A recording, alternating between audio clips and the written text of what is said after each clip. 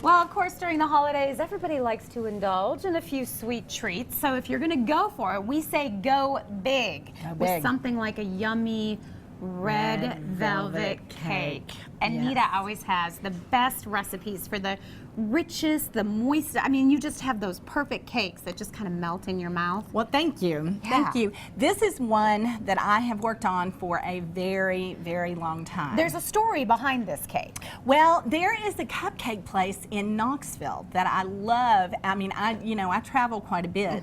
And of course, if you travel, you have to check out different places and see, especially if you're from the South, you got to check out different red velvet cakes in all the different places that you are. So I have had every kind of red velvet cake that there is, and there's a place in Knoxville that called the Cupcakery, and they have a killer red velvet cupcake, and I've always tried to find a similar kind of texture to it. And so that's what we're looking for here in this one. And so the recipe is going to be on your website. Yay, daytimetricities.com. She is sharing her knowledge with us. Yes, yes. And we're also going to frost this with a cream cheese frosting. So this is pretty traditional. Okay.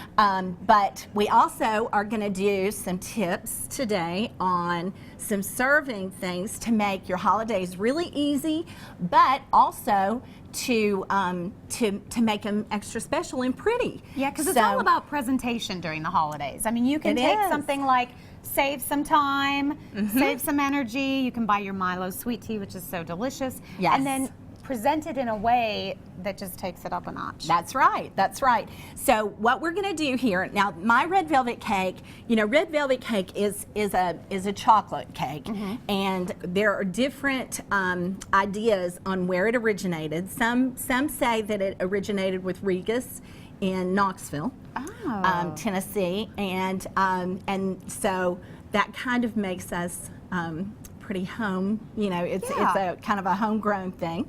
And so what we're doing right now is I make mine a little darker chocolate, because red velvet cake is basically a chocolate cake, and a lot of people don't realize that, but it depends on how much cocoa you put in it. So we're going to put a pretty good amount of cocoa in ours. Now what's in this so far? So far what I have our flour. We're mixing our dry ingredients first. This is plain flour.